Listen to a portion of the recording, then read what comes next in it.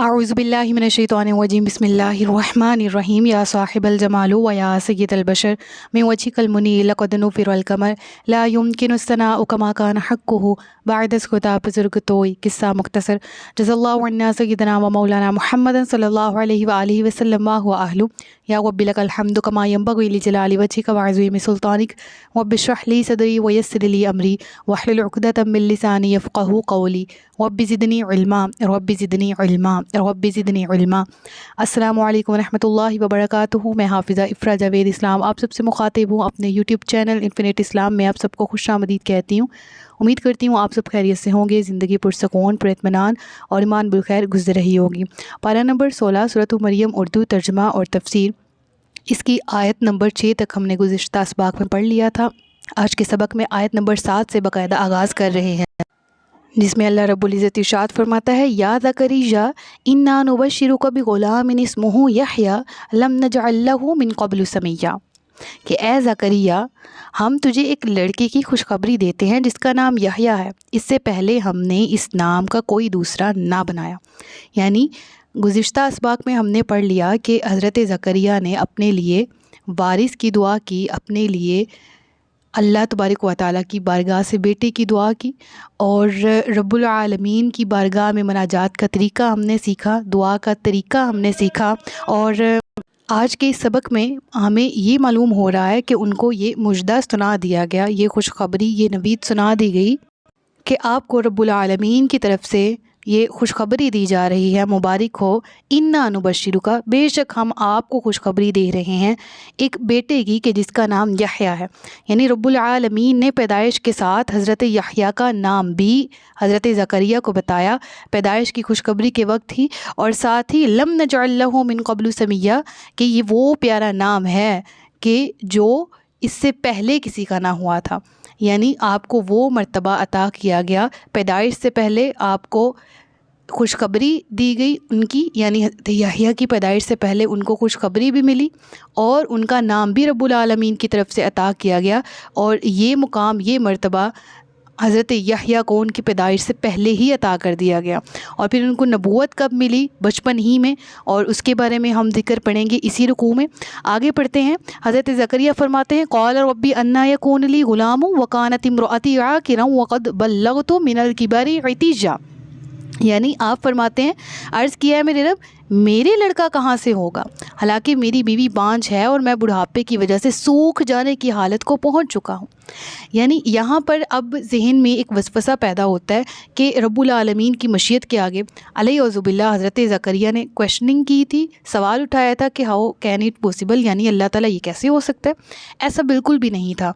देखिए, हज़रत ज़करिया को अगर रब्बुल आलमीन की मशीयत पर, उसकी कुदरत पर और रब्बुल आलमीन की जो कुन फ़यकून की पावर है उस पर ज़रा सा भी शक होता तो आप अपने लिए दुआ ही ना करते बुढ़ापे में, कि अगर आपके लिए ये इम्पॉसिबल होता। लेकिन आप अल्लाह से दुआ कर रहे थे क्योंकि आपको मालूम था इन्नल्लाह अला कुल्ली शैइन क़दीर।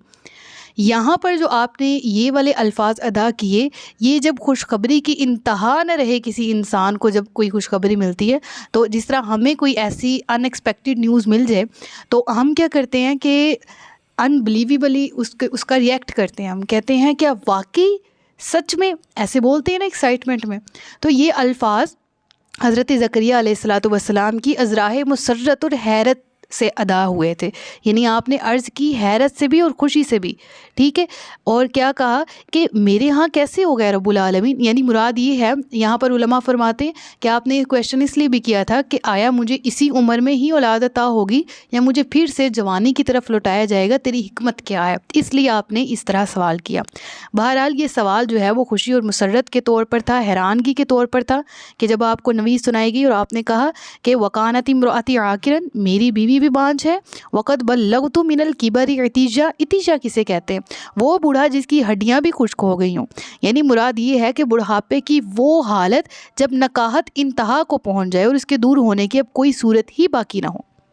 अब उसके बाद रब्बुल आलमीन फरमाता है, क़ाला कज़ालिक क़ाल रब्बुका हुवा अलैया हय्यिन वक़द ख़लक़तुका मिन क़ब्लु वलम तकु शैआ। रब्बुल आलमीन का कितना प्यारा आगे से हज़रत ज़करिया से खिताब है और जवाब क्या दे रहा है। رب العالمین فرماتا ہے ایسا ہی ہے، تیرے رب نے فرمایا کہ یہ میرے اوپر زیادہ آسان ہے، اور میں نے تو اس سے پہلے تجھے پیدا کیا حالانکہ تم کچھ بھی نہ تھے۔ یعنی وہ قادر مطلق ہے جس نے تجھے نست سے ہست کر دیا، پہلے تو کچھ بھی نہ تھا، جس نے جو ناممکنات کو ممکنات میں بدل دینے پر قادر ہے، جو نہ ہونے کو ہونے میں بدل دیتا ہے۔ لہٰذا جس رب نے تجھے پیدا کیا جب تو کچھ بھی نہ تھا، اسی رب نے تیرے ہاں اولاد متوقع کی، اور وہی تجھے اولاد عطا کرے گا یحییٰ علیہ الصلاۃ والسلام کی صورت میں۔ اور پھر حضرت زکریا علیہ الصلاۃ والسلام جو کہ بالکل خلاف قانون خلاف عادت امر ہوتا دیکھ رہے ہیں، آپ رب العالمین سے فرماتے ہیں کہ فرماتے ہیں رب اجعل لی آیا، اے میرے رب میرے لیے نشانی بنا دے، کوئی علامت ٹھہراؤ۔ قال آیاتک اللہ تکلم الناس ثلاث لیال سویہ، یعنی سویہ سے مراد مکمل ہے۔ حضرت ابن عباس سے مروی ہے کہ سویہ کا تعلق ثلاث لیال یعنی 3 رات کامل مکمل 3 راتیں ہیں۔ جمہور علماء کرام کے نزدیک اس کا مطلب یہی ہے کہ آپ کو یہ نشانی عطا کی گئی کہ آپ بالکل تندرست ہونے کے باوجود، آپ بالکل صحت و تندرستی کے باوجود کسی سے کلام نہیں کر سکو گے 3 دن تک، 3 راتوں تک۔ یہ بطور علامت آپ کے ساتھ ایسا ہوگا کہ یہ جو خاموشی آپ پر مسلط کی جائے گی یہ کسی بیماری کی وجہ سے نہیں، بلکہ جب آپ ذکر اللہ کرنا چاہیں، جب آپ نماز میں مشغول ہونا چاہیں، آپ حسب عادت ذکر بھی کر سکیں گے، نماز بھی پڑھ سکیں گے۔ ہاں دنیاوی کلام کے لیے آپ کی زبان کو سکوت ہوگا۔ لہٰذا یوں ہی ہوا، یہ آپ کو نشانی عطا کی گئی، اور اس کی ڈیٹیل سورہ آل عمران کی آیت نمبر 35 سے 41 تک گزر چکی ہے کہ آپ کے ساتھ کیا معاملات پیش آئے، آپ نے لوگوں کے ساتھ کس طرح سے کلام کیا، اور اس کا مختصر ذکر یہاں پڑھیں گے۔ ڈیٹیل ذکر الحمدللہ گزر چکا ہے، ہم نے سیکھ لیا ہے، اور حصول برکت کے لیے ہم وہ والی آیات کو دوبارہ سے سن لیں گے، ان کی تفسیر کو، اور اس کا لنک ڈسکرپشن میں موجود ہے، لازمی سن لیجئے گا۔ پھر اس کے بعد اگلی آیت پڑھتے ہیں فَخَرَجَ عَلَىٰ قَوْمِهِ مِنَ الْمِحْرَابِ فَأَوْحَىٰ إِلَيْهِمْ أَن سَبِّحُوهُ بُكْرَةً وَعَشِيًّا، بس وہ اپنی قوم کی طرف مسجد سے باہر نکلے تو انہیں اشارہ سے کہا کہ صبح و شام تسبیح کرتے رہو۔ روایت میں آتا ہے کہ اس وقت فجر اور عصر کے وقت نماز ادا کی جاتی تھی، تو یہاں صبح اور شام کے وقت اذکار کا ذکر ہے، مراد یہاں نماز کا ذکر ہے، اور ویسے فل ڈے بھی اس وقت جو اذکار تھے رب العالمین کی تسبیح و تحلیل اس کا ذکر ہے۔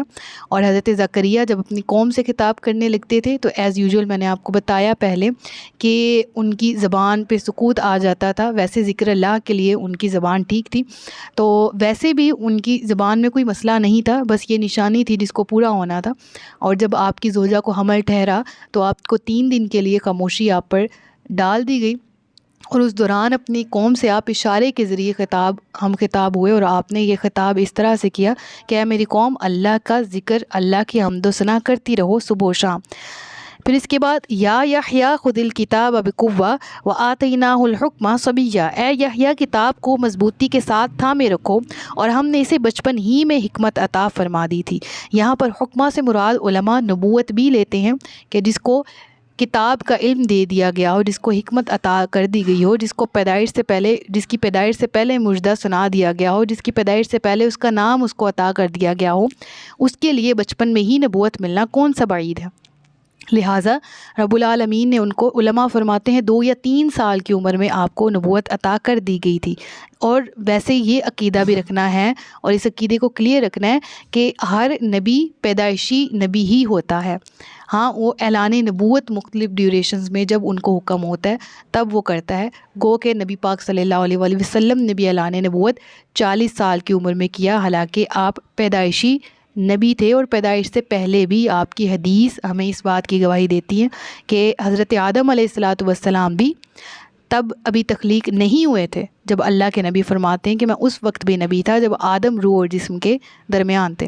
تو دنیا میں آنے والے پہلے نبی، پہلے انسان حضرت آدم، تخلیق ہونے والے پہلے نبی پاک صلی اللہ علیہ وآلہ وسلم، اور جو دیگر جتنے بھی انبیاء اور رسول آئے یہ اللہ تبارک و تعالیٰ کی طرف سے پیدائش سے پہلے پیدائشی ہی نبی ہیں۔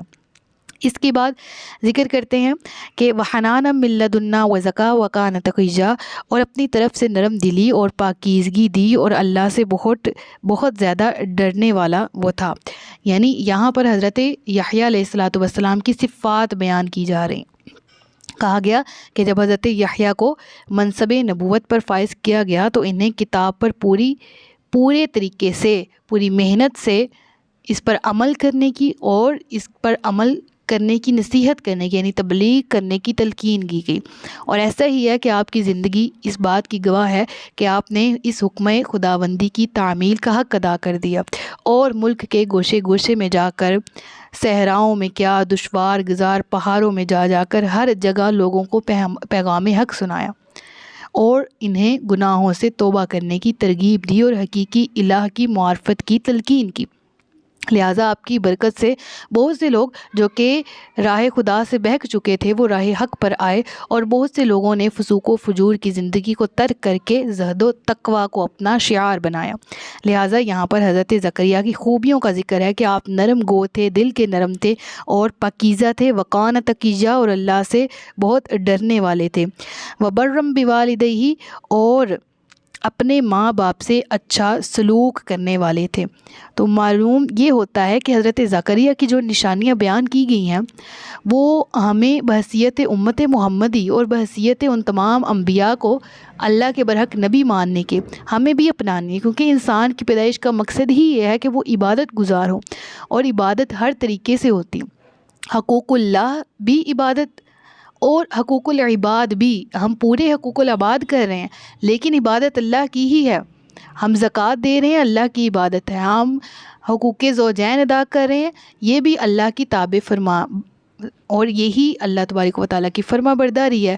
ہم حقوق والدین عطا کر رہے ہیں، ہم حقوق اولاد عطا کر رہے ہیں، ہم رشتہ داروں کے حقوق پورے کر رہے ہیں، تو در حقیقت یہ اللہ کی تابع فرمانی ہے، اور یہ بھی عبادت ہی کی ایک صورت ہے۔ لہٰذا قرآن کریم کی یہ آیت بھی اس چیز کی نشاندہی کرتی ہے۔ ہماری پیدائش کا اصل مقصد ہی یہ ہے کہ ہم عبادت کریں۔ افحسبتم انما خلقناکم عبثا وانکم الینا لا ترجعون، کیا تم یہ سمجھتے ہو کہ تم بیکار پیدا کیے گئے ہو، ہم نے تمہیں بیکار بنایا ہے اور تم ہماری طرف لوٹائے نہیں جاؤ گے؟ یعنی کہ انسان کی پیدائش کا مقصد، یعنی مقصد حیات جو ہے وہ ان آیات کے ذریعے ہمیں ملتا ہے۔ تو بہرحال اس کے علاوہ ہم آیات پڑھ لیتے ہیں کہ وبرم بوالدیہ، اور والدین کے ساتھ نیکی کرنے والا، ولم یکن جبارا عصیا، اور وہ متکبر اور نافرمان نہیں تھا۔ تو یہاں پر لفظ استعمال ہوا جبار، اور اس کے لفظی معنی کیا ہے؟ تکبر کرنے والا۔ یہ اللہ تبارک و تعالیٰ کے صفاتی ناموں میں سے ایک نام بھی ہے، لہٰذا جب یہ رب العالمین کے نام کے ساتھ آ جائے گا تو وہ اللہ یعنی خالق کے ساتھ خاص ہے، اور اس کے معنی اور ہوں گے۔ اور جب یہ مخلوق کے ساتھ آ جائے گا تو مخلوق کے لیے حرام ہے تکبر کرنا۔ یاد رہے کہ جب بار کا لفظ جب مخلوق کے لیے آئے تو اس کا معنی متکبر ہوتا ہے، اور اللہ عز و جل کے لیے آئے جیسے جبار اس کی صفت ہے تو اس کا معنی بالکل مختلف ہوتا ہے۔ جیسے کہ ایک معنی ہے وہ ذات جو اپنی مخلوق پر عالی ہے، یعنی اپنی مخلوق پر بلند ہے، عالی شان ہے، عظمت والی۔ دوسرا معنی وہ جو معاملات کو سدھار دیتا ہے۔ تیسرا معنی وہ جو اپنے ارادے میں غالب ہے، اور ایک اور معنی کے مطابق وہ کہ جس کی سلطنت میں اس کے حکم کے سوا کسی کا حکم نہ چل سکے۔ یہ سب معنی اللہ عز و جل کے شایان شان ہیں، لہٰذا اسی لیے تکبر کو امت کے لیے حرام کیا گیا، کیونکہ ہمیں سوٹ ہی نہیں کرتا، ہم ہیں ہی نہیں ہیں۔ ڈبویا مجھ کو ہونے نہیں نہ ہوتا میں تو کیا ہوتا، تو ہمارے ہونے یا نہ ہونے سے کائنات میں کوئی فرق نہیں پڑنا، اور نہ ہی ہمارے تکبر کرنے سے رب العالمین کی شان میں کوئی کمی آنی۔ لہٰذا وہ اس کو سوٹ کرتا ہے جبار ہونا، متکبر ہونا، جو اس کے لائق ہے، اور رب العالمین کی ذات ہے۔ ٹھیک ہے، مخلوق کو یہ سوٹ نہیں کرتا، مخلوق کو عاجزی سوٹ کرتی ہے۔ اور حضرت یحییٰ کی یہاں پر جو ہے بیان کی گئی مثال، اس کے علاوہ ہم پڑھ لیتے ہیں کہ عاجزی پہ آ رہی تھی نا بات کے، اور وہ متکبر اور نافرمان نہیں تھا، تو عاجزی کے حوالے سے ایک حدیث بھی پڑھ لیتے کہ حضرت قتادہ رضی اللہ تعالیٰ عنہ سے روایت ہے کہ نبی پاک صلی اللہ علیہ وسلم نے فرمایا کہ بے شک اللہ عز و جل نے میری طرف وحی فرمائی کہ تم لوگ اتنی عاجزی اختیار کرو یہاں تک کہ تم میں سے کوئی کسی پر فخر نہ کرے اور نہ کسی پر ظلم کرے۔